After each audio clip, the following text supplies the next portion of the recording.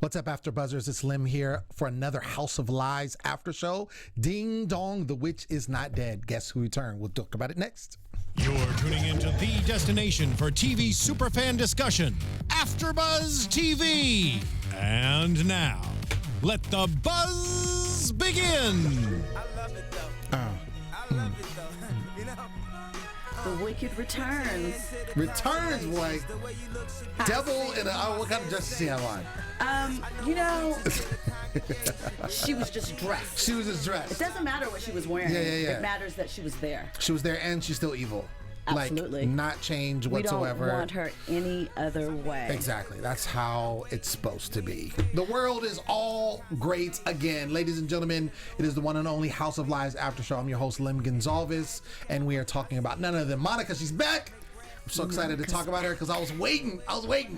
But you can find me on social media at The Poet Saint all day, every day. I got my girl, Jen Munroe. What's up, girl? Hey, I am Jill Munroe. You can check me out at Stiletto Jill on Twitter, Instagram, Snapchat, all that good stuff. And we are ready to talk about Monica, my favorite. She's my favorite. Yeah. Who is absent, though, is Robin. We need to put a search party out for her. This is the second week she's been gone. APB. Where is she? She needs to come back. We'll find out. We miss you, Robin. We do. Hopefully she's back next week. But in the meantime, we're going to deal it out. So starts off, Marty's hanging out with his family. And, I'll always love, one thing I love about this show is the quick wit of the characters. It's like everybody. It's not just Marty. You have Clyde, who's quick-witted. Jeannie's very quick-witted.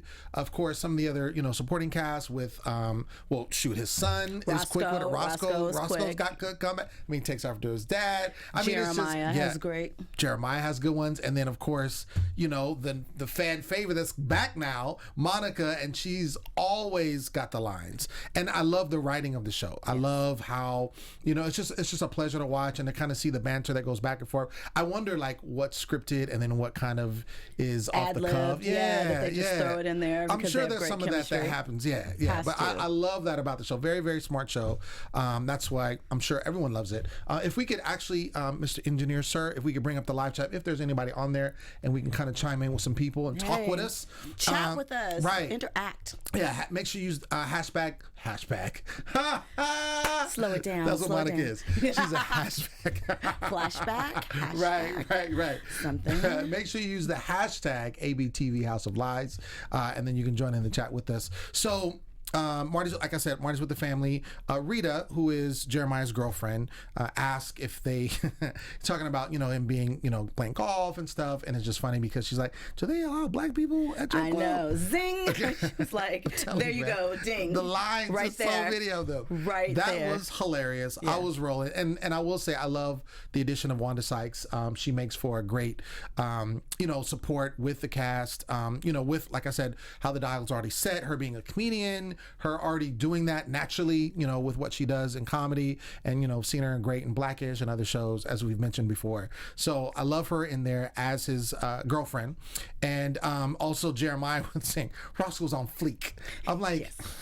65? What is he, 67? Jeremiah is in the know. Come on, you think that he spent all that time dating all those young girls and didn't pick up some of the lingo? He has it. He's ready. No, he definitely does. It's just so funny to hear it. But he's very comfortable in it, and that's what he does, which is also interesting, and we did bring this up when we were introduced to Rita, the fact that, she's around his age. Yeah. And he's not with a young person, and we see even when he's talking to her, which we'll get into in a second, but like how she's kind of helping him see himself for what he should be doing and how he should be living. Yeah. I think that's good for him because he has been doing a lot and acting as a young person because he's had to do that, and he's had to cover Marty, with Roscoe, and just kind of the things that he's going on. Part-time nanny, even as the grandfather, but was very, very heavily involved. Yeah, but there was a great scene where that happened, and we'll get into it in a second.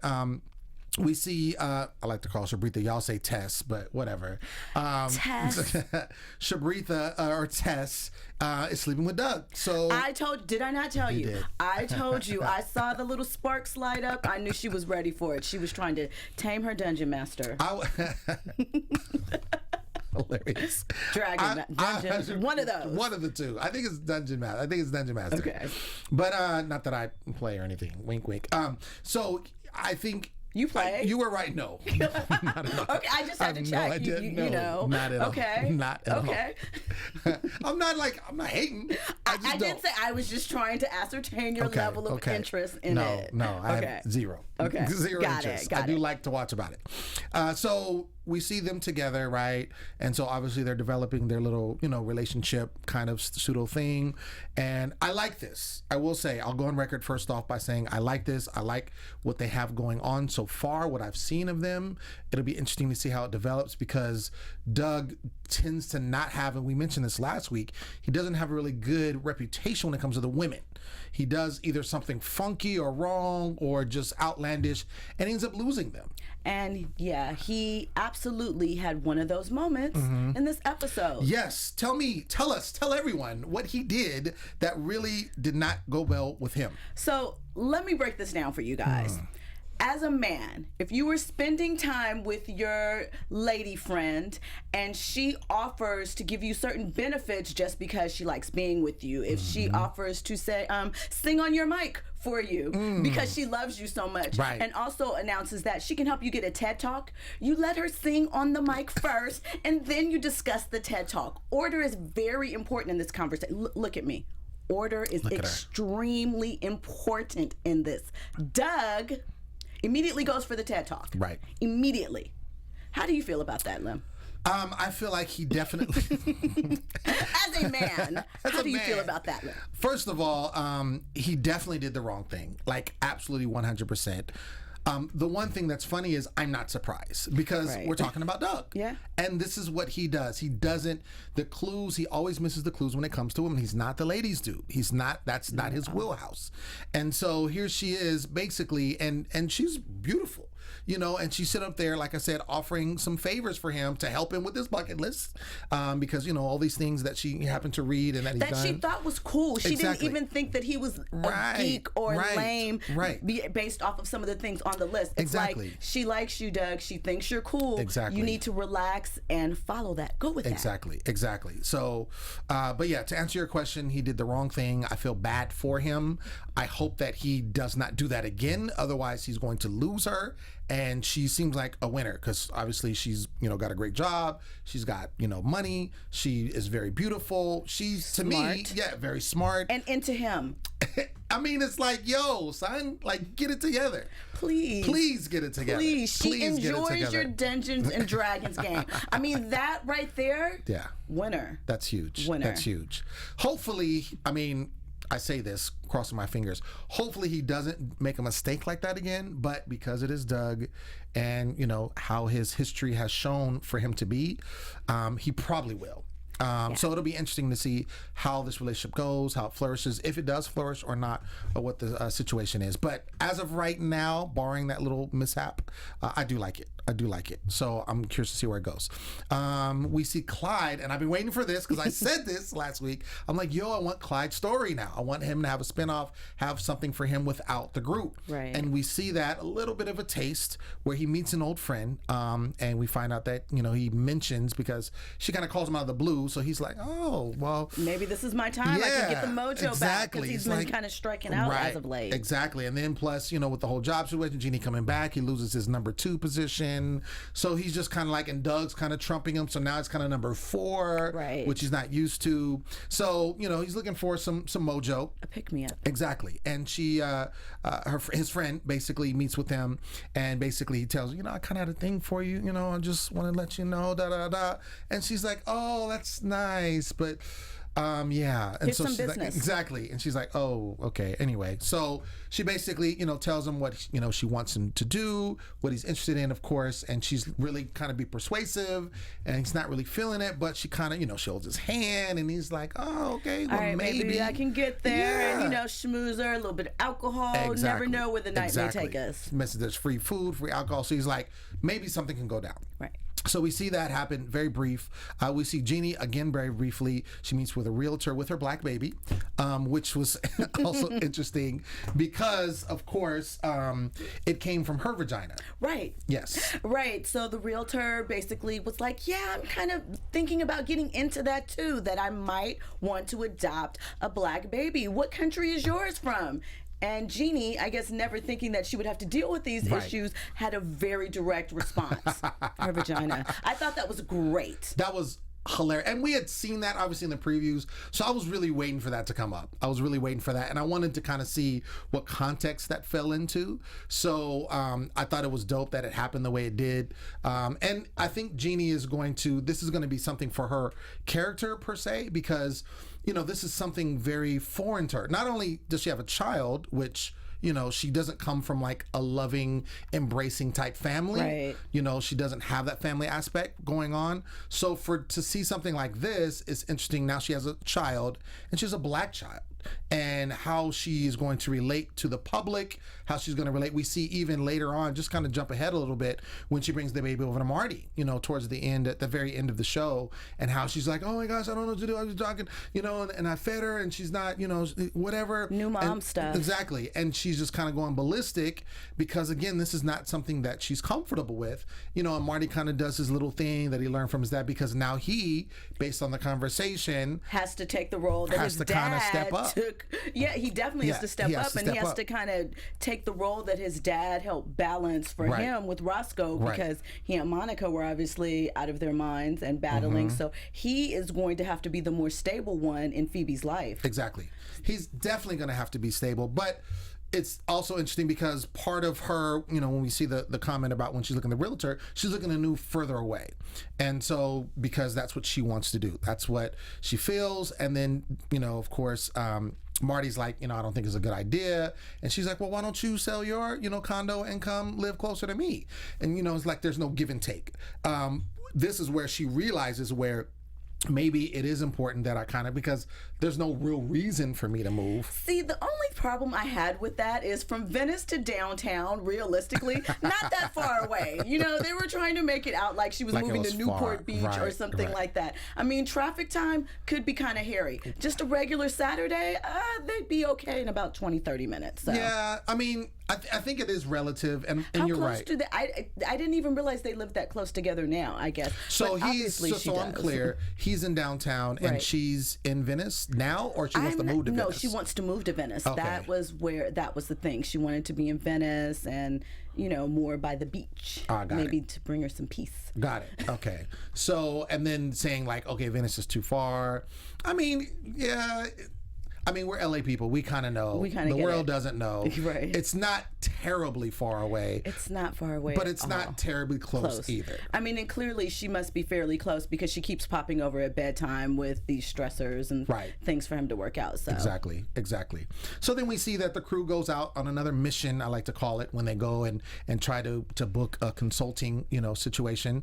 And so Doug starts, talking about his TED Talk. So obviously, we didn't see this happen, but he made her call her. He missed his opportunity.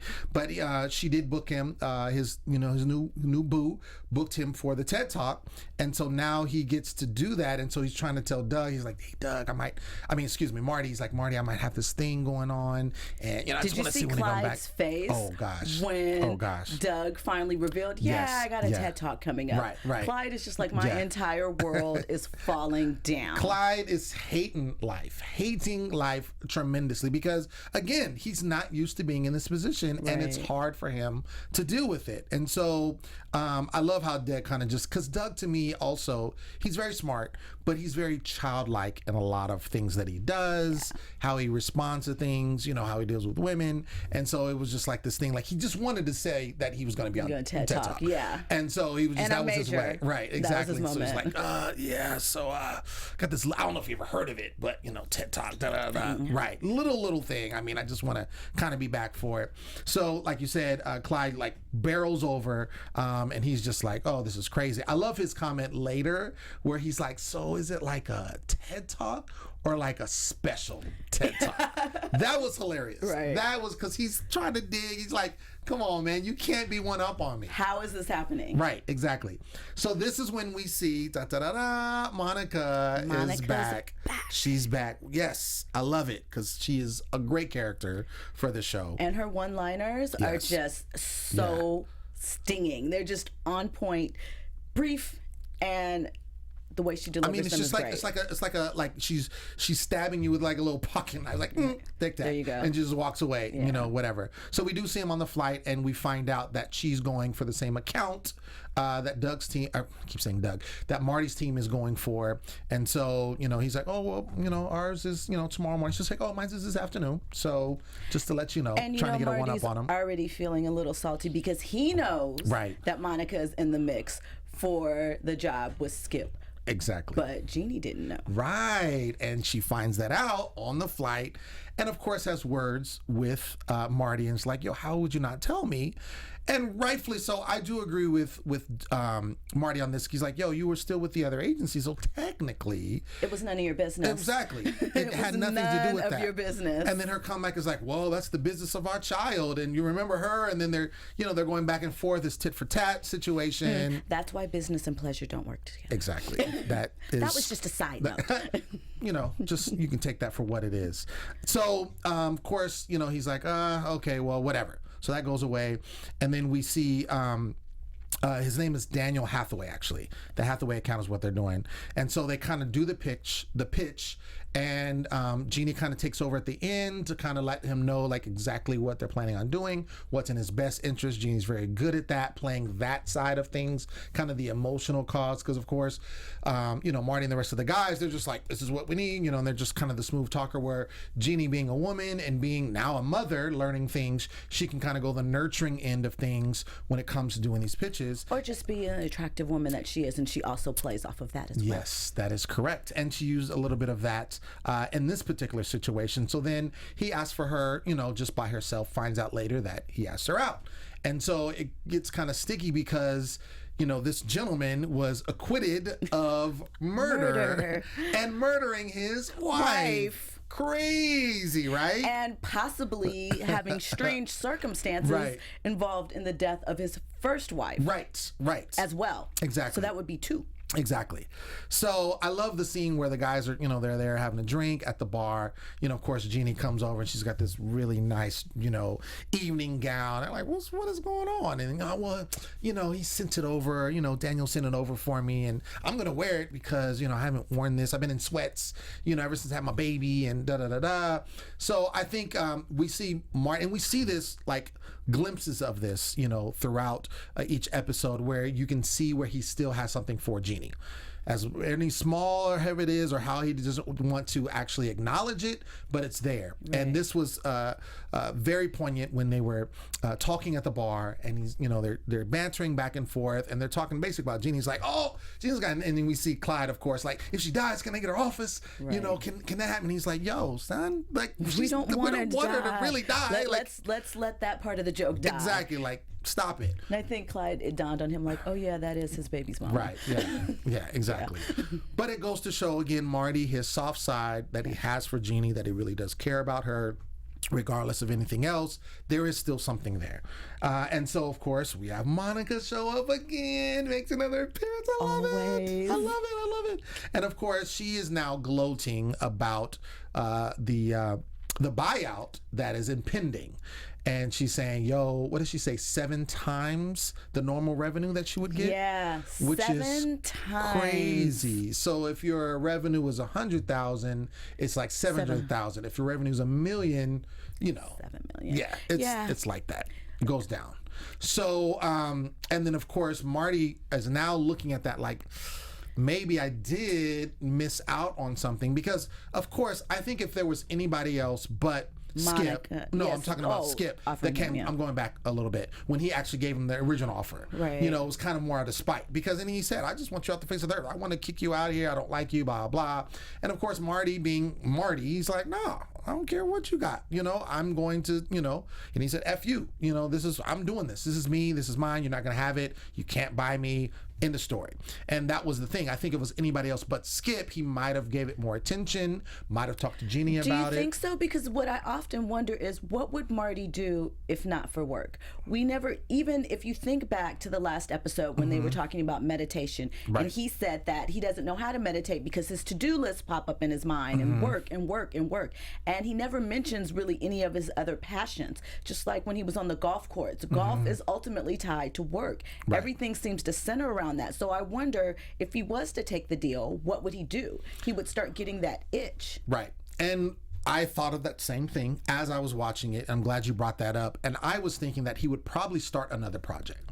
Maybe it wouldn't be exactly that, like build another firm, but I could see him doing some other type of work, whether it's in consulting or whether it's being, you know, a lecturer of consult, you know, something along those lines. He still would need to work. He's that type of guy. Right. I can't just see him sitting by the wayside. But I think it would be something different, and then he'd just take that money and, you know, do what he needs to do with it. But he doesn't seem to have any other passions. I guess that's why I struggle with what would he do? What would that be? But he's always had to do this, though. True. I mean, if you think about it, it's just like, you and I mean, I'll speak for myself.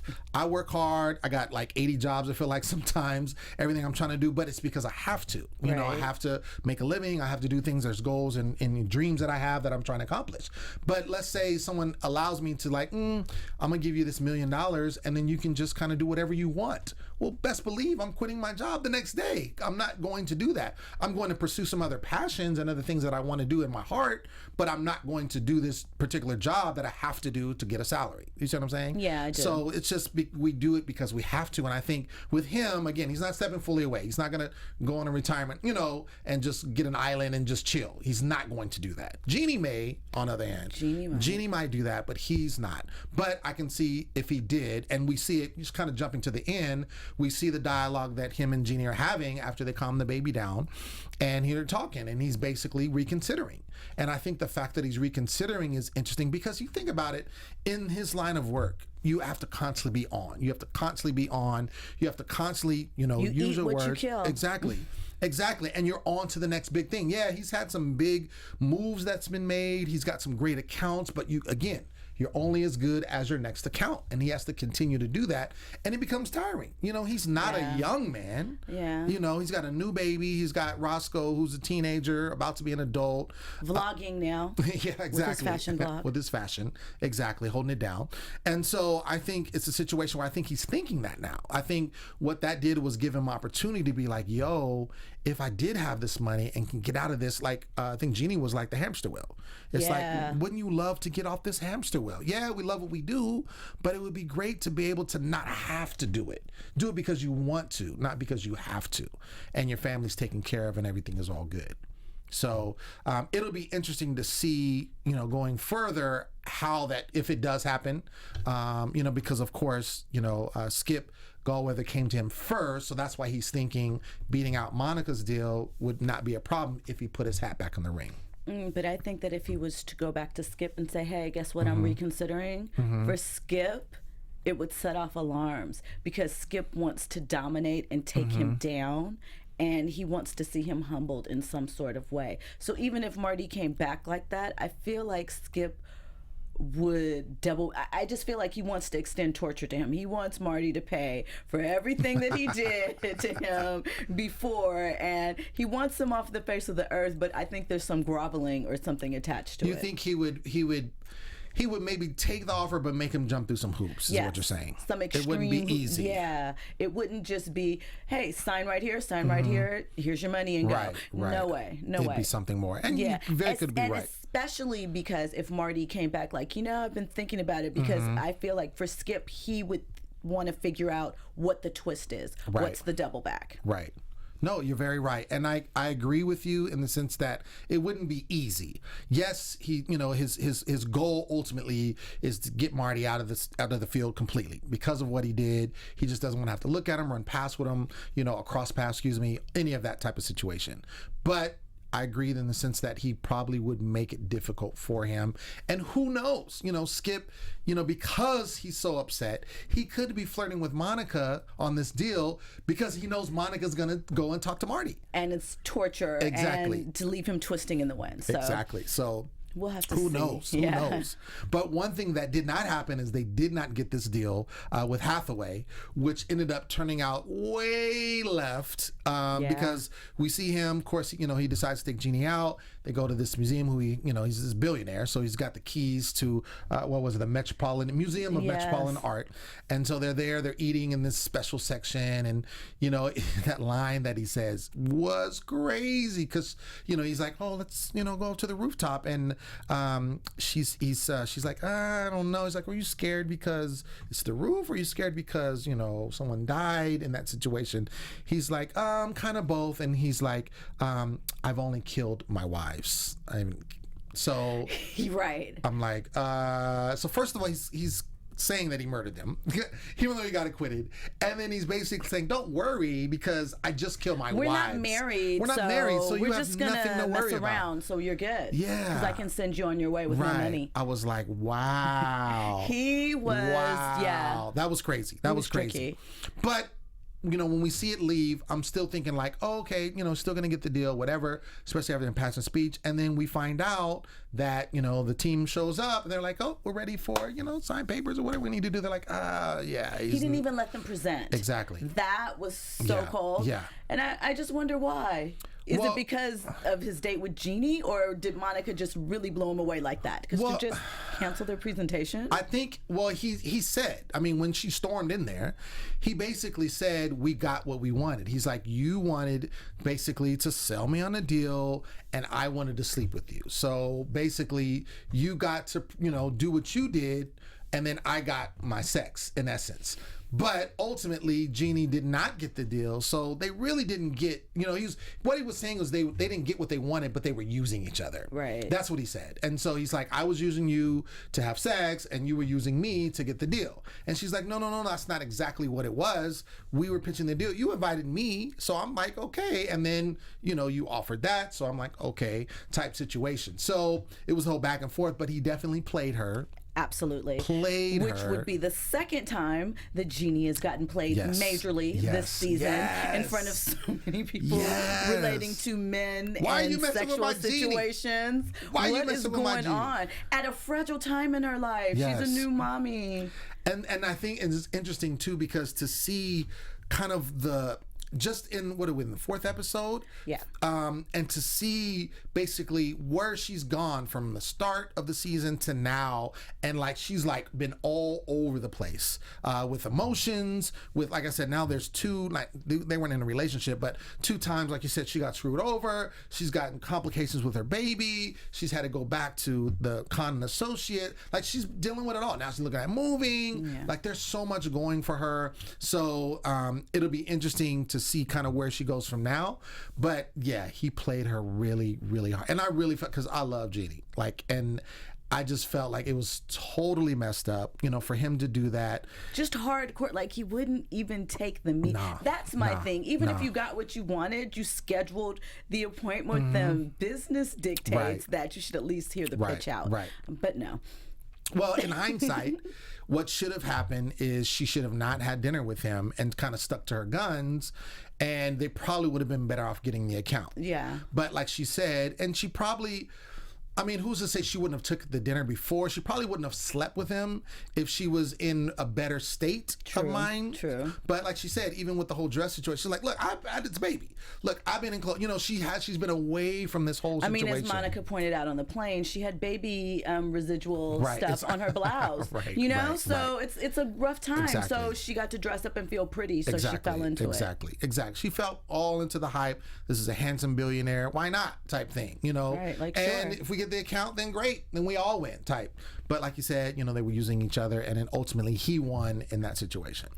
But like I said, going back to the end, when we see them have this heart-to-heart after, again, Marty having the heart-to-heart with his dad, in which it was like, I mean, this is a real moment.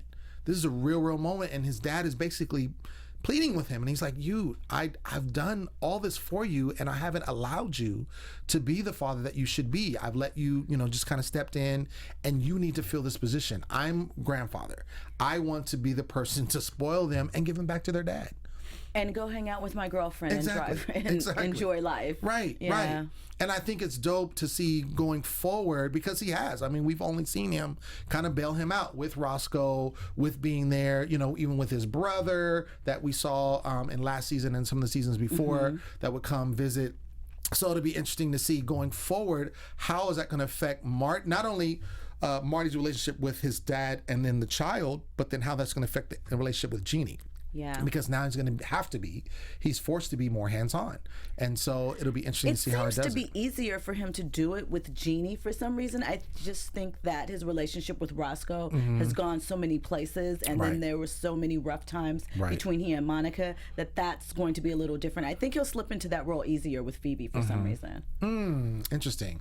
I definitely believe he does not want to make the same mistakes he made with Roscoe. Absolutely. And I think it's also a different situation because Jeannie is not Monica by any stretch of the imagination. They're two different women, both driven but very different personalities. And I think Doug, because he has a working relationship with Jeannie, and he also, I believe in my heart of hearts, right here, that he still loves her and he cares for her, and so I think it won't go the same way, but it'll be interesting for him. It's really Marty stepping down and being like, okay, I need to raise my child, and I need to raise my child with this woman. Just like when they were talking about the whole vacation, and she's like, "Oh, I don't mean to, He's like, "No. We it's can cool. do we that. together. Exactly. That doesn't mean we each other." Exactly. So But the fact I thought that was sweet. Yeah, it was, and the fact that he's open to it, it just shows him changing. Co-parenting on the extreme levels. I think it's good. Right. So I'm really excited to see how his character develops and see if he becomes softer. I don't think, though. Well, let's do this. Let's go into predictions, and then we can do it officially. Let's do it like that. And now, your AfterBuzz TV predictions.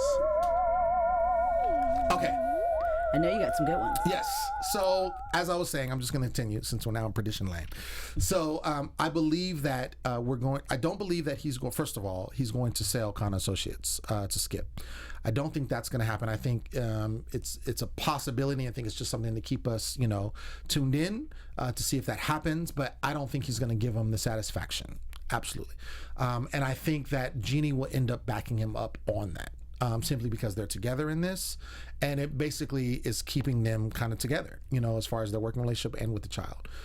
Going forward, I think Doug is going to, hopefully, I'm hoping that he does this, is wise up, with his girl, Tess, and, really involve himself in that relationship and see if he can make something last with a woman.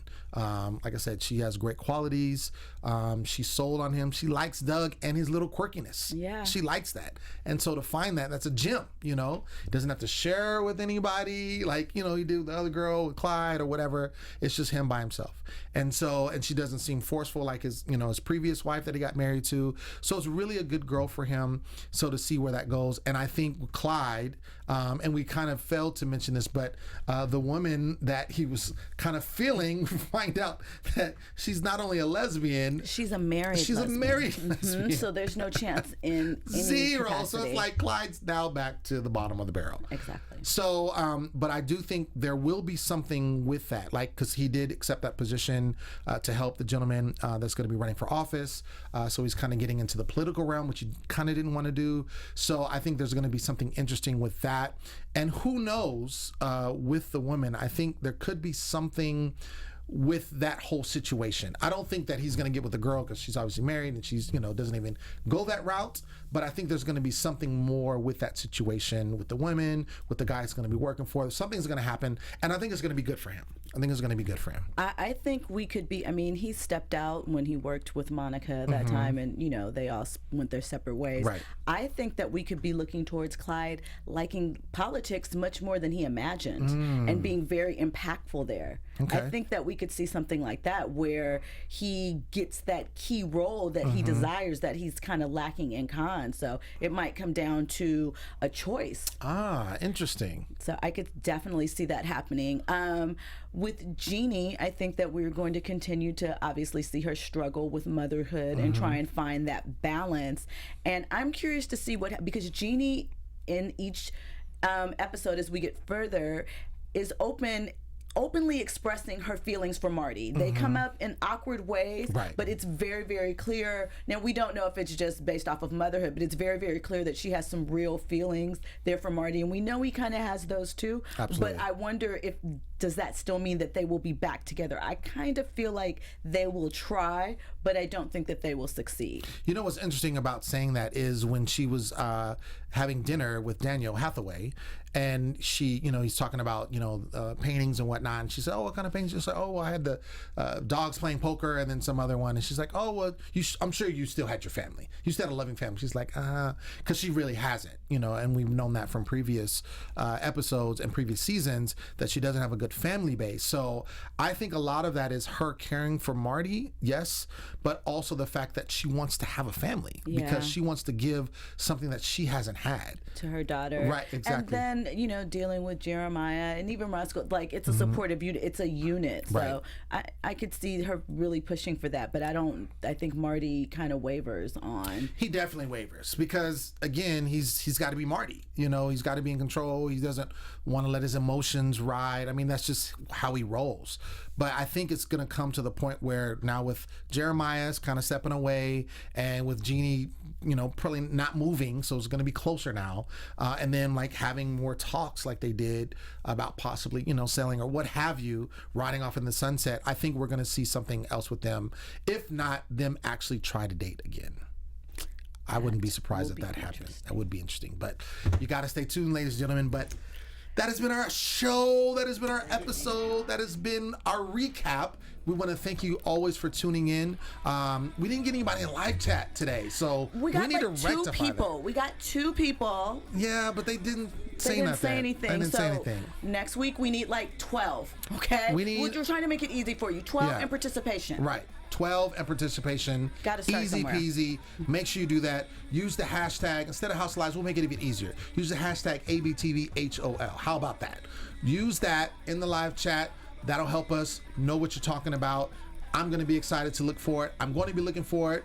And we should have Robin back next week. So it's going to be a full... And it looks like it's going to be a great episode, too. Right. It's going to be a dope episode. I'm really excited about this episode. I've been your host, Lemmy Gonsalves. You can find me always at The Poet Saint all day, every day. Jill, where you at, girl? I am Jill Munroe, and you can find me at Stiletto Jill, Twitter, Instagram, Snapchat, all of your social media fun stops. Yeah.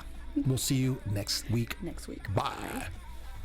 From executive producers Maria Menounos, Kevin Undergaro, Phil Svitek, and the entire AfterBuzz TV staff, we would like to thank you for listening to the AfterBuzz TV network. To watch or listen to other after shows and post comments or questions, be sure to visit AfterBuzzTV.com. I'm Sir Richard Wentworth, and this has been a presentation of AfterBuzz TV. Buzz you later. The views expressed herein are those of the hosts only and do not necessarily reflect the views of AfterBuzz TV or its owners or principals.